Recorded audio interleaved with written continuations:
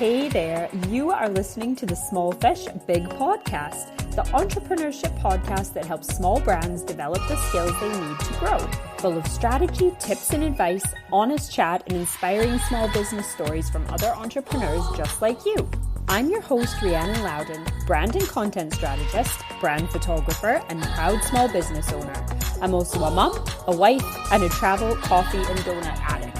And I created this podcast to help bring small businesses together, to help entrepreneurs feel connected, and to share actionable information that you can use to achieve your business goals. If you're tuning in for the first time today, thanks so much for listening in. And if you are a regular listener, thank you for the support. It would be a huge help to me in growing this podcast if you could take a moment to leave a quick review. You can do that on Apple Podcasts by searching Small Fish Big Pod and scrolling down to the review section. And make sure you click subscribe to be the first to know when new episodes air. And now on to today's episode. Hello and welcome to episode 26 of the Small Fish Big Podcast. This is part 2 of a brand new series of bite-sized episodes that I have incorporated into the podcast. So for those of you who haven't listened for a little while and hadn't heard, I'm going to alternate episodes every week. So every second week will be a short bite-sized episode on the same topic as I discussed with the speaker. So episode 25 featured Laura from Fernway, UK.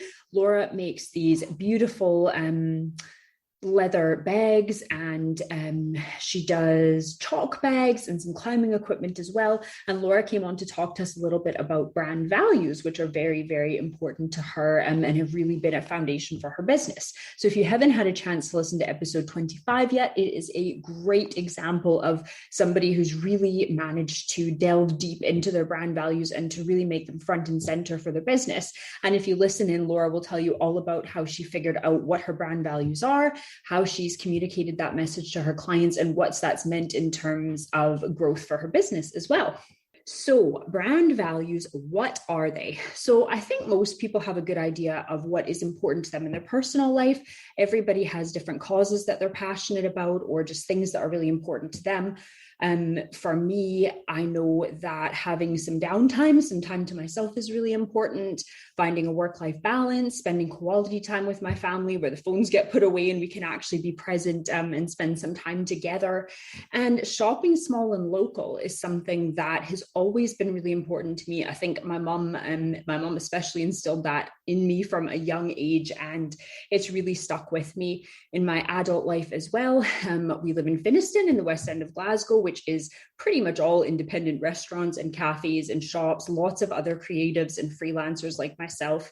And, you know, our life is very much based around supporting small and local. We get a weekly veg box delivery. We get a weekly fish delivery. We really try and think carefully about where we spend our money. And that's something that's been very important to me with my business too. If you've been following me for a little while, you probably know that I work solely with small businesses. I don't work with any large corporations. I don't do any big ad campaigns. For me, when I wanted to start this business, I knew that it was small businesses I wanted to work with, and especially female founders, because I believe so strongly in empowering other women to start businesses of their own. So a lot of times your brand values can tie in quite closely with your personal values. They don't always have to, but a lot of the time they do. And I think the more that you're able to do that, and the more that you're able to pull things that are important to you in your personal life into your business, that just makes your values come across as more authentic. You care more about them. They really become the backbone of your brand. So your brand values are really a set of principles, morals, things that are front and center to your business. They should be the basis for the decisions that you make. So for example, if being environmentally friendly is an important value to you, then that should be taken into consideration when you are sourcing materials. If you are trying to become a zero waste business, maybe you consider what kind of packaging you're using when you're sending your products out to clients. Things like that. Your brand values sort of form a backbone for your decision making, if that makes sense. Your brand values can also be things like what type of people you love to work with, what type of businesses you love to work with. For example, there is a fabulous anti-racism activist. She's all about diversity, Dana. I'll give you a shout out here. And I know I interviewed Dana for the podcast way back last year. I think when it was still in its kind of beginning stages. And Dana spoke about an experience she had where she actually let a client go because she did not feel that they had the same values in terms of inclusivity and diversity in their workplace. So sometimes brand values can be that important to you and important to your work and important to your brand that it actually determines who you work with. And I think the business owners and the businesses and the brands that have really strong values and have the integrity to stick to them, that just does wonders for building your authenticity, for building a loyal following. It's something that's really, really important. So that brings me to point number 2, and don't mind me while I refer to my notes here. And so why are brand values important? So first of all, brand values can really help to set you apart from others in your industry. We all have competitors, and I very firmly believe in community over competition. I think there's more than enough work to go around, and we all have a slightly different skill set that makes us unique.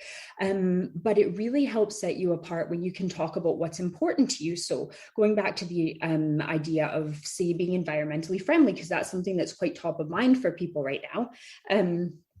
Being environmentally friendly. So if I'm a person who really cares about the environment, maybe I'm trying to have less waste at home, maybe that's a cause that's really close to my heart. If I am then looking to buy, let's say, skincare products, I'm probably going to identify more and buy more into a brand that also promotes those same values that I have in comparison to others in the industry. So if I'm looking at 2 different products, maybe they're similar products, I'm trying to decide between the 2, but one speaks really strongly about being environmentally friendly or zero waste or the way that they source their products ethically and naturally, and the other one doesn't have much to say about it, it's going to be an easy decision for me who to go with. So finding strong brand values can really help to differentiate you from others in your industry. They can also bring in a new and loyal audience. So sometimes by starting to incorporate your brand values into your content, into your messaging, into your communication strategy, that can help you find your ideal clients who are like-minded, who share those same values, and who are much more likely to buy from you. Similarly, it can help say that you had some social media followers, for example, who were maybe following you for a while, but they weren't really interacting with your page. And then all of a sudden they see, oh, well, she's talking about greenwashing, for example. I'll use the lovely Laura of Fernway UK again, because she spoke about this on the podcast. So she said that she's done a few posts about sort of the environmental impact of the fashion industry and why it's really important to her that she creates a positive impact on the environment and not a negative one. And when she started talking more about these things, all of these people who she noticed following for a while, but never really engaged with her posts, all of a sudden they were engaging with her and getting really interested in what she had to say. And so I think that's a really interesting point right there as well, about really finding the right kind of people and even sort of keeping the people that are following you, keeping your audience interested and getting them to engage more with your brand. Because again, they're going to be more invested in your brand if they know that you share similar values. Again, along with that, I think it shows integrity, it shows authenticity. When it's really obvious that you believe in what you're speaking about, you're just going to keep attracting more and more of the right people, and they're going to get more and more invested in your brand. There are so many different, different values in making those brand values front and center. But I think those things are really key. Bringing in the right kind of people, keeping the right kind of people on your page, on your website, creating loyal customers that have really invested in your brand, showing how authentic you are, and really setting yourself apart from the others in your industry.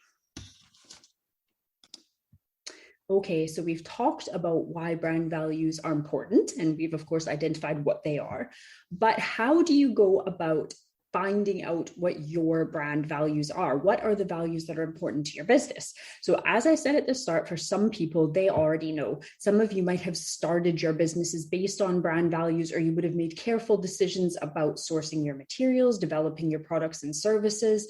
A lot of the decisions that you made might have been based around values. So the first step is to stop and think about what values are already in place. What was your reason for starting your business? Why did you make the business decisions that you did? Why do you offer the products and services that you do? Why do you source the materials that you do? And, is there anything to do with your process that could be turned into a brand value?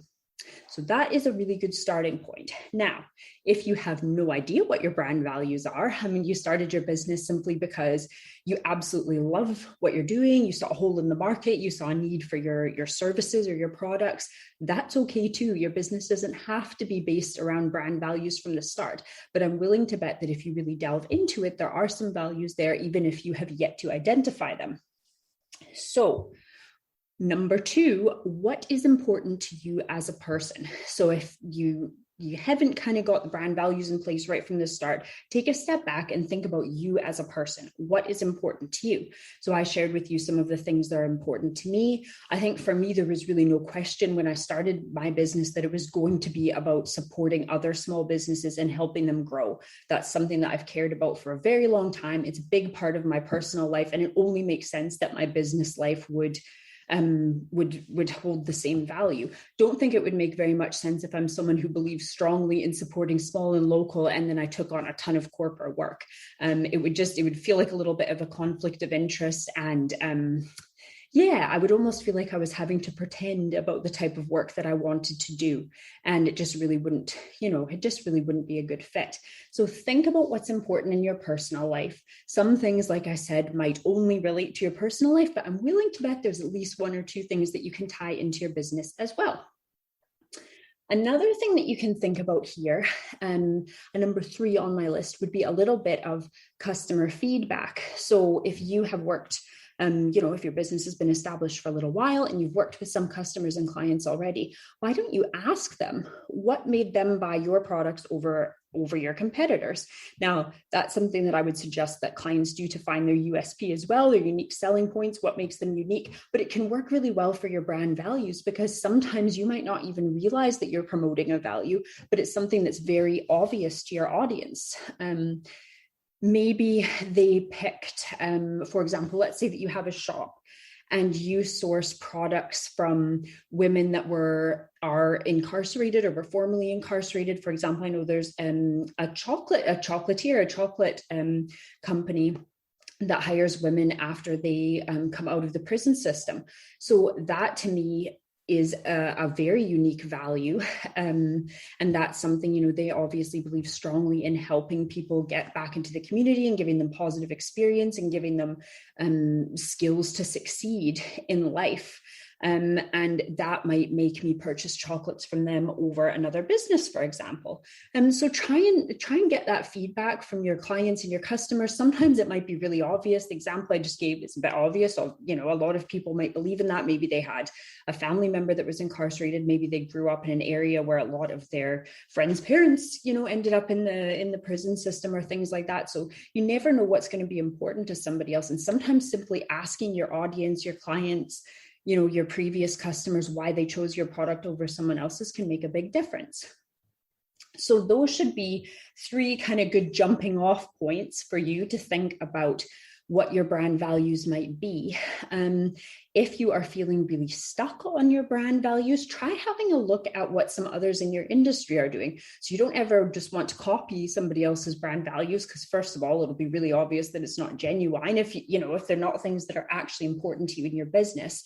But it might be a good idea to just look at the kind of things that are important to other people, and that might make you think, well, that's not really a value for me, but actually I'm on the other side of that. Or, oh, that's got me thinking about this. That's actually, I source my materials locally for the same reason. And it'll get you kind of started thinking on that thought process and thinking what is really important to you and your brand, and where you want your business to go moving forward as well. So once you think you have a pretty good idea of what some brand values might be, or at least some kind of basic points, and you've started thinking in the right direction, next step is to take a look at what decisions you've made in your business. So some of you might have been able to do this right from the start. This might be a later stage for some of you, but think about things like if you have done some brand work and some brand identity work, and you've thought a